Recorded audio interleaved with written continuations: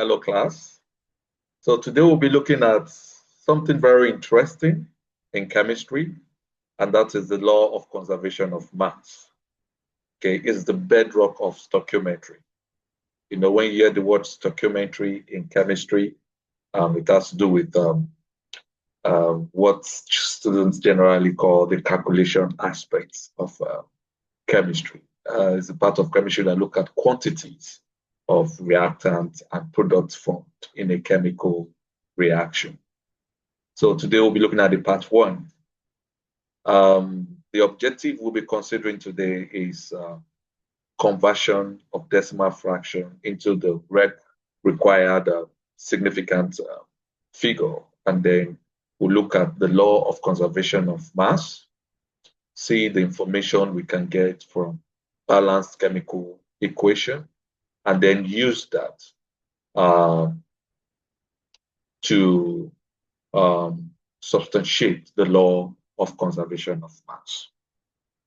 You know, generally in chemistry, we present our answers in either 2, 3, or 4 significant figures, depending on the instrument that is used. Okay. You must have been familiar with how to convert numbers to 2 significant figure, 3 significant figure, and 4 significant figure. But the question now is, how do I know what significant figure I should convert a particular answer to? Okay, what determines that is the instruments used. Take, for example, if you measure the temperature of a particular substance, or during an experiment you obtained the following values: 21 degrees Celsius, 21 again, and then 22. You know, you had 3 trials, so you will have to divide that by 3 to get the average. When you get the average, you'll get this number 21. When you have 21 plus 21 plus 23, you know, you will need to divide that by 3. Okay, and when you do that, you'll get 21.3 kind of reoccurring decimal. Okay, so but the problem here is you cannot present your answer this way because we are talking about temperature here, and there is no thermometer that will give you this value as the temperature of any substance. So what you need to do is ensure you convert this number to the right significant figure that the thermometer can measure. Okay, and the thermometer can only measure plus or minus 1 degree Celsius. So we'll just leave our answer in the whole number. So that's 21. Okay, which is 2 significant figure. Okay, that is what we're going to present our answer in. Okay, same principle applies to volume. You know, when you use your burette, there's a limit to what a burette can measure. Okay, when you use your ruler to measure length, you know the limit you can get. Okay, you can get 1 millimeter. Okay, so technically you can also get 0.5 mm from a ruler. So that brings your level of accuracy to plus or minus that value.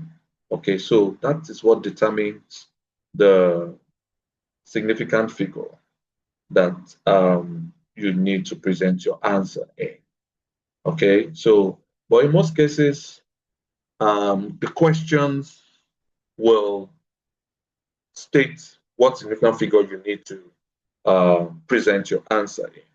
Okay, so that brings us to conservation of mass. What does this law state?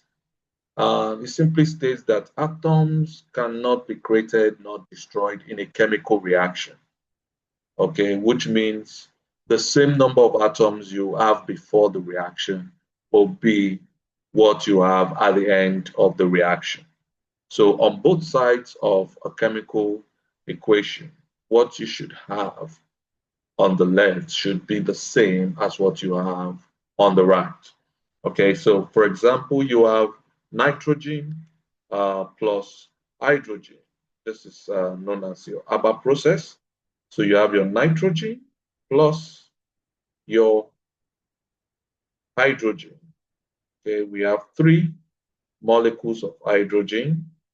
Okay, and this is a reversible reaction to give us ammonia, 2 molecules of ammonia. So this is what we have. If you pay keen attention to this balanced equation, you would notice you have 1 molecule. When we say 1 molecule, we mean the coefficient of nitrogen here is 1. So this is 1 molecule, okay? And then is 1 molecule, okay?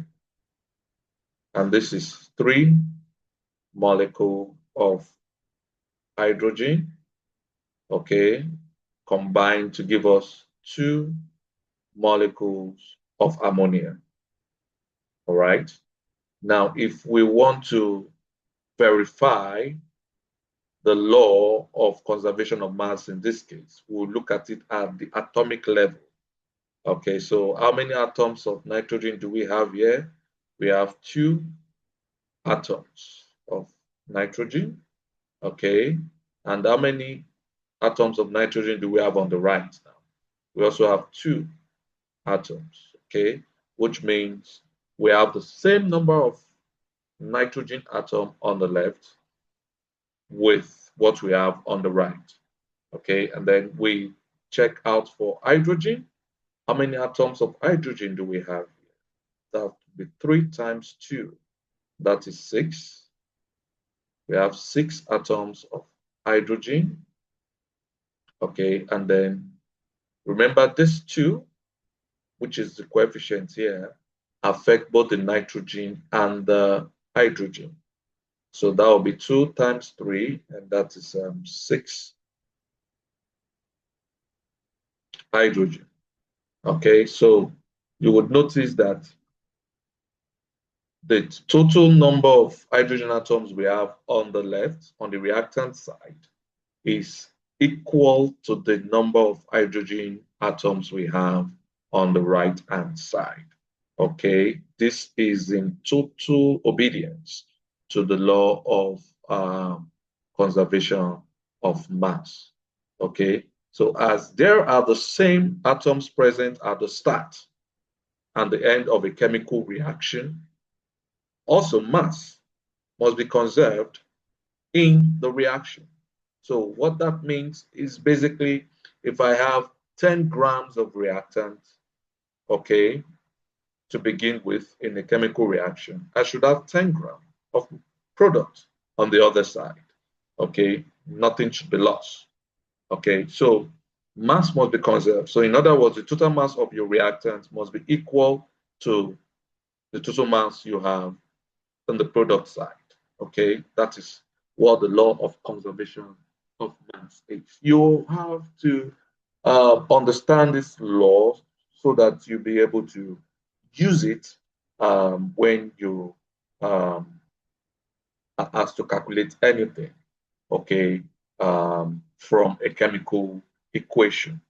All right, so we can also verify this by picking up our periodic table and checking out for the atomic masses of each atom present in this chemical equation, and you will arrive at the same answer.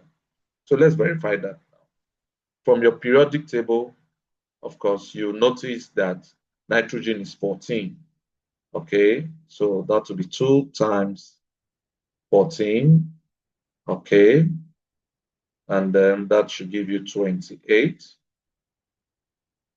All right, and then hydrogen from your periodic table, the mass of hydrogen is 1, and that will be 6 times 1. So that gives us 6. So what this means is on this left-hand side, on the reactant side, we have 28 plus 6, and that gives us 34. gram. Okay, so now we go on to the other side, the right hand side. Okay, and then we do the same. We have 2 times 14, okay, which gives us 28. And then we have 6 times 1, which gives us 6. And then when we add these two up, we still get 34. Okay, and you can see with this that this totally agrees with the law of conservation of mass, okay, which states that the total mass of the reactant before the reaction must be also equal to the total mass of the product obtained, okay, during a chemical reaction. So let's look at one example, reaction of metals with oxygen, which is a very good way of showing the law of conservation of mass. So ordinarily, when metals react with oxygen, they give what we call metal oxides, okay? So when this happens, we notice that when you roast metals in air, that is in the presence of oxygen, what is formed has a greater mass. Let's say, for example, you pick some magnesium ribbons and then you heat it in the presence of open air, in the presence of oxygen. Let's say you take 10 grams. By the time you weigh the magnesium ribbon after the reaction, you will discover that the weight of what you have now is greater than what you started with.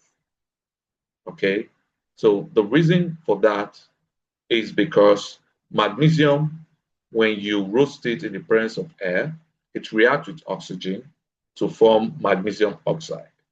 So the oxide, the oxygen from air that reacted with magnesium has contributed to the weight or the mass of magnesium on the product side. Okay, so that is also telling you that the weight of the oxygen also is not destroyed in this reaction, but it is conserved even in the product side. Okay, so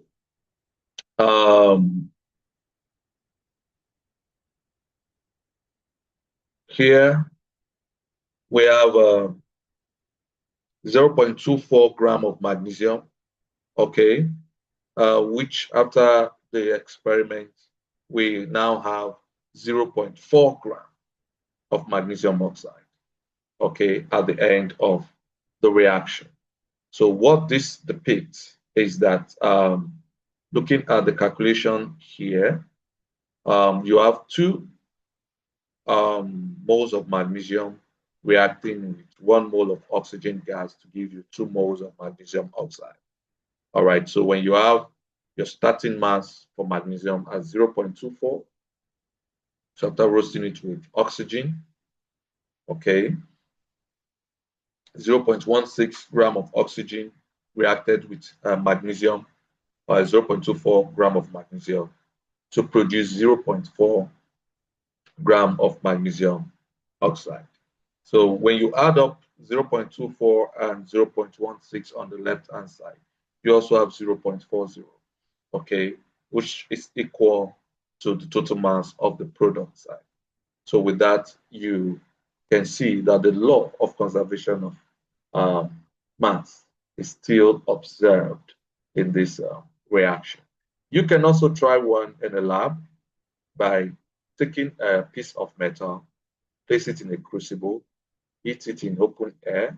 But before you do that, weigh the piece of metal, weigh your crucible, then after heating, allow to cool, and still weigh the crucible and the metal. You will discover that there is slight increase in mass, and that slight increase is as a result of oxygen that have reacted with your metal during the reaction. So with this, we'll have come to the end of the class today. Please do well to subscribe to the Direct Stars channel and ensure to like this video. Till we meet again, bye.